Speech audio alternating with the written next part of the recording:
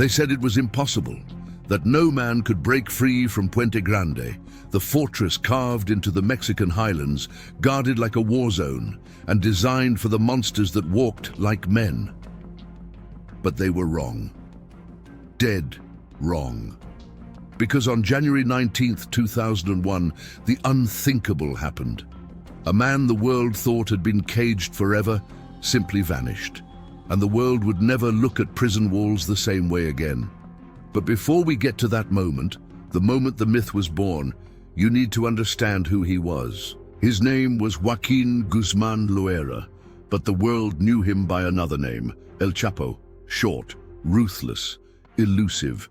He wasn't just a drug lord, he was the CEO of a billion-dollar empire, a ghost who played the world's deadliest game like chess and always stayed 5 moves ahead. At the head of the Sinaloa cartel, he built an operation so vast and deadly that entire cities in northern Mexico bent to his will. Guns, cash, loyalty, all his, even behind bars. When Mexican authorities finally captured him in 1993, after a dramatic manhunt, they breathed a sigh of relief. But El Chapo didn't flinch. He simply adjusted. Because for him, prison wasn't a cage, it was an office. Behind the walls of Puente Grande, Mexico's most fortified prison, El Chapo built a new empire. How? With one tool: money. He bribed every level of staff, from janitors to senior guards. His cell became a luxury suite. He drank top-shelf liquor, dined like royalty, and rotated visits from wives and mistresses like he was still on the outside. And right beside him, a man named Damaso Lopez, a former deputy security chief turned loyal partner in crime. El Chapo didn't just buy Damaso's silence, he bought his soul. A house, a car, a steady stream of cash. Damaso owed him everything, and that loyalty would soon prove priceless. See, while the world assumed El Chapo was locked away, his cartel was evolving. They stopped using roads, skies, and boats. They went underground, literally. El Chapo pioneered the use of tunnels to move drugs under the US-Mexico border. With architects and engineers on payroll, these were no crude burrows. They were marvels of criminal engineering. By the time whispers of extradition to the US began circling in 2001, El Chapo knew his time at Puente Grande was running out. The US wanted him locked away where bribery couldn't reach, and if that happened, his empire would crumble. So he made a decision. He would vanish. The escape plan was microscopic in its precision. Only 2 people were directly involved: Damaso, who could manipulate the guard schedule, and a low-level laundry worker named Chito. He wasn't a guard. He wasn't high-ranking, but that made him perfect. Invisible. Chito pushed carts of dirty inmate laundry in and out of the prison each day.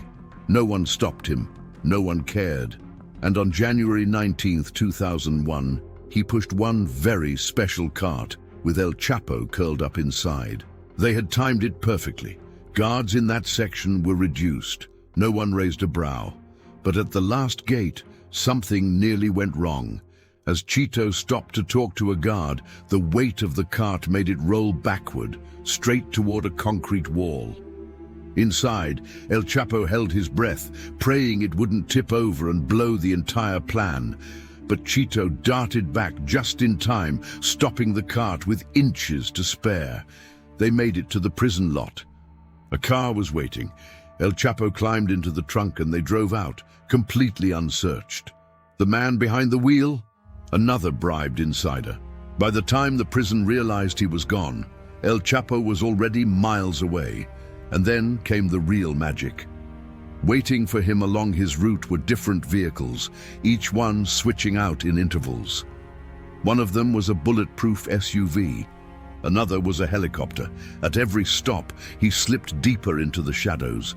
And somewhere along a quiet mountain road, a convoy of police cars surrounded his final car. But these weren't there to arrest him. They were his. Corrupt, loyal, and paid handsomely. They formed a wall of protection, escorting him to a safe house while the federal government scrambled to respond. El Chapo had done what no one thought possible. He walked out of Mexico's most secure prison without firing a shot. To the streets, he was a legend, untouchable, a ghost in flesh.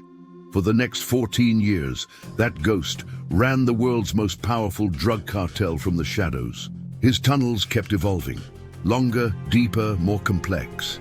At one point, the Sinaloa cartel was making $20 million a month just from tunnel-based smuggling.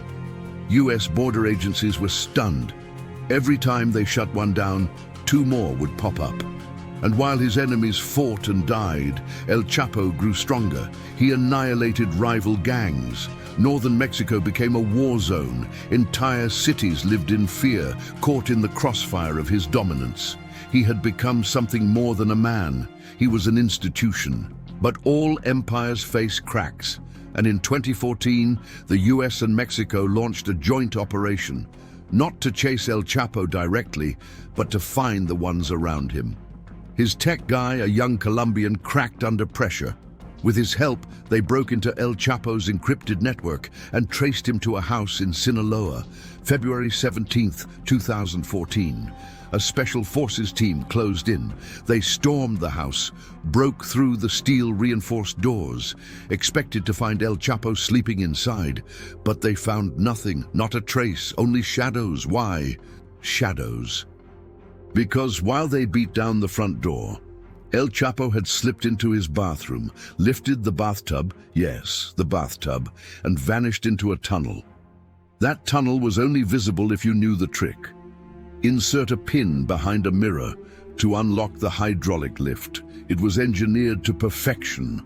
A tunnel built under the tub, complete with lighting, air ducts, and an exit that led to freedom.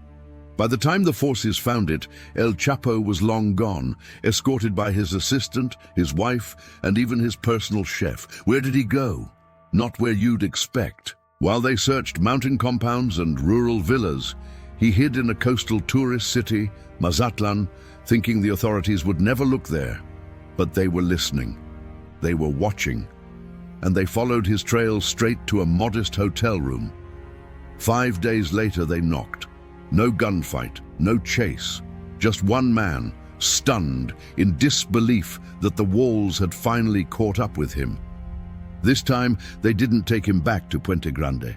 They sent him to Altiplano, a fortress on steroids, watchtowers, triple fencing, anti-aircraft weapons, solitary confinement, no phones, no bribery, no mistakes. But they forgot one thing. El Chapo wasn't just a prisoner. He was a man who never stopped planning, and the walls, they were never high enough. Now, inside that concrete tomb, with nothing but silence and time, he was already thinking of escape. He had done it before. He could do it again. But how? No tunnels this time, no guards in his pocket. Just a GPS, a smuggled watch, and a team willing to dig a tunnel in reverse. What comes next isn't just escape. It's engineering madness. A mission so precise, so ambitious, it should have failed before it started. But when the world bets against El Chapo, they usually lose. Altiplano wasn't a prison. It was a military-grade labyrinth built to crush hope. From the moment El Chapo set foot inside, the Mexican government paraded his capture like a trophy. They said there'd be no more bribery, no more luxuries, no more escapes, solitary confinement, a GPS tracker on his ankle, cameras in every direction, except for a small blind spot in the shower. That sliver of privacy, that would be his way out. And though the guards saw a man in chains, inside El Chapo's head, blueprints were already unfolding. He didn't have phones or internet. He didn't even have direct contact with his own men.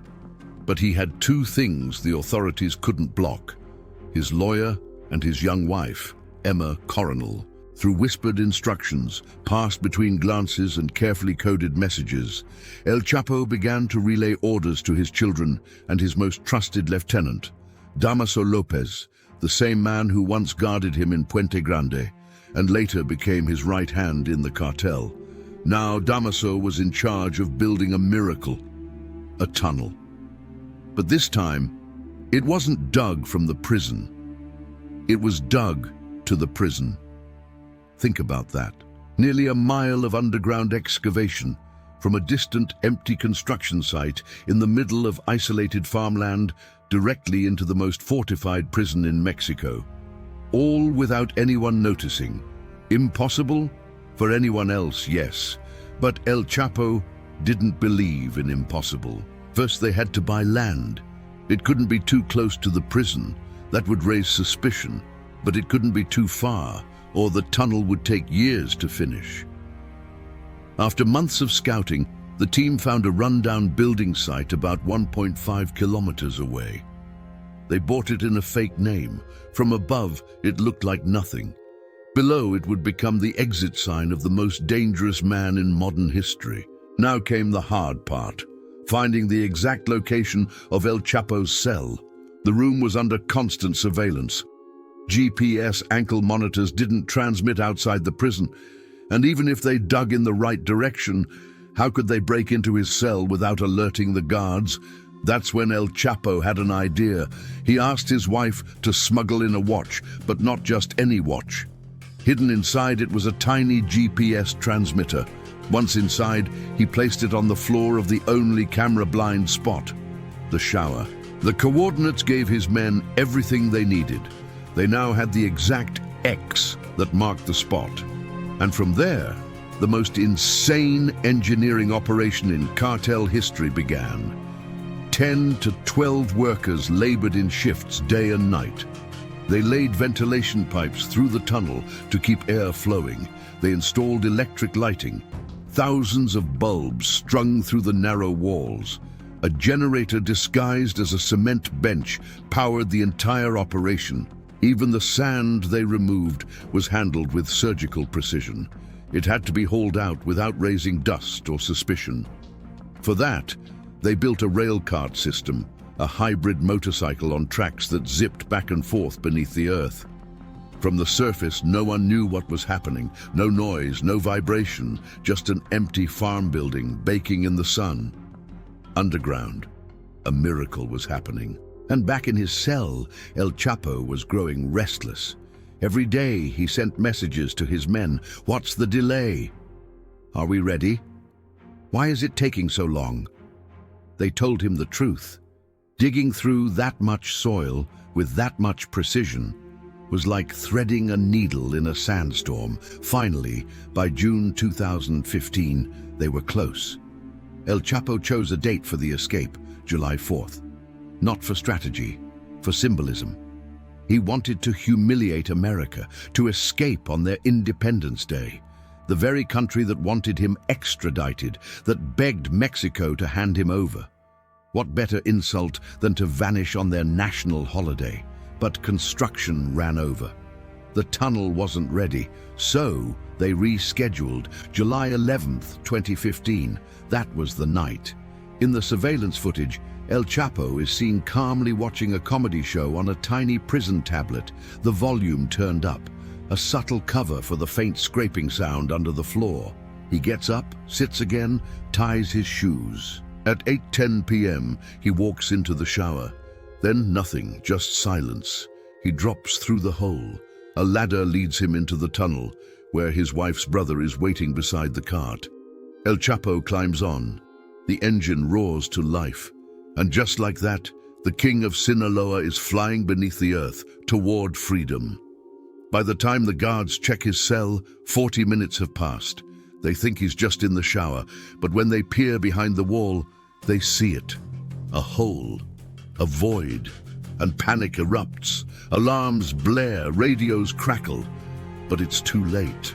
By then, El Chapo is already out. A quad bike races him from the tunnel's end to a waiting truck. From there, a 2-hour drive to a small town named San Juan.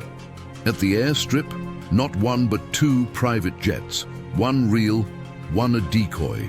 He boards the real one and disappears into the clouds. Mexico is humiliated. The president had once said capturing El Chapo was the greatest victory in the war against drugs. Now, that victory was dust, a laughing stock, and the world watched in disbelief.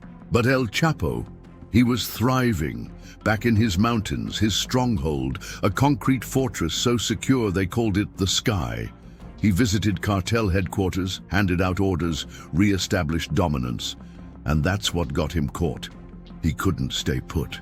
Despite having the safest hideouts imaginable, El Chapo kept moving to prove he was still in charge, that he still ruled the cartel, not his sons or Damaso. But every move left a trace, especially when the US stepped in. With advanced tracking technology, wiretaps, and aerial surveillance, the DEA teamed up with Mexican intelligence and began eavesdropping on his inner circle. They intercepted code words, like grandma, used to describe high-value targets. Eventually, they traced chatter to a house in Los Mochis, northern Sinaloa. Surveillance showed multiple armed men arriving in convoys. Their movements were tight, their voices secretive. Something big was happening. Then they heard a voice, a familiar voice. It was him. And on the morning of January 8th, 2016, 6 months after the tunnel escape, special forces surrounded the house. They kicked in the door. Bullets flew. El Chapo's men opened fire, holding nothing back.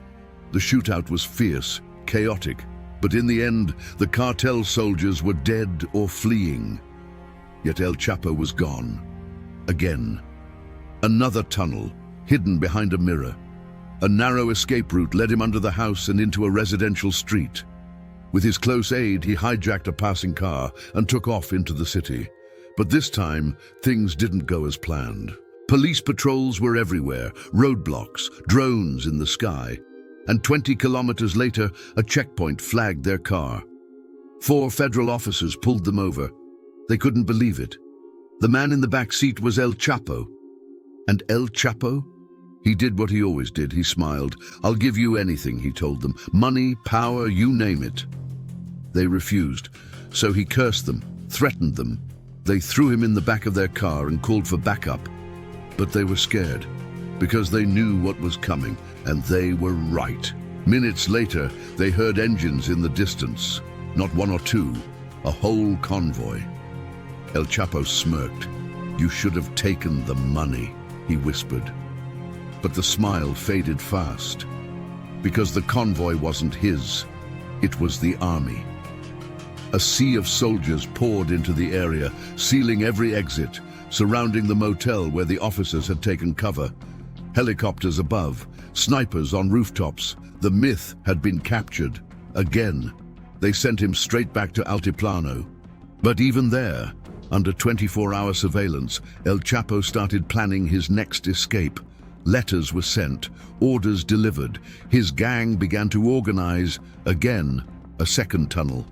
But this time, the authorities didn't wait. In January 2017, without warning, guards stormed his cell and tied him down. They flew him to New York. No fanfare, no announcement, just steel, silence, and exile. And as he stepped onto American soil, he looked around like a man realizing a nightmare was real. "Where am I?" he asked one agent. "You're in New York," the agent replied. And for the first time in his life, the man who broke out of every trap had tears in his eyes. But the story isn't over, because now he was headed to the one place no one escapes from, not even El Chapo. ADX Florence, the supermax of supermaxes, a tomb for the untouchable. There are prisons, and then there is ADX Florence, the black hole of America. A place built not just to confine bodies, but to erase legacies. This was where they sent El Chapo. After 3 escapes, after tunnels, safe houses, helicopters, decoys, and bribed battalions.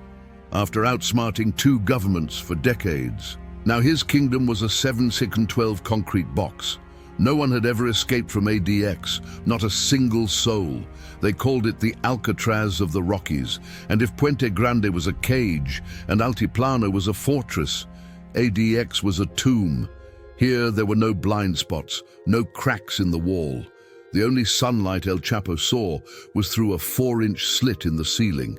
23 hours a day, he was alone, not even a guard's eyes meeting his for more than seconds.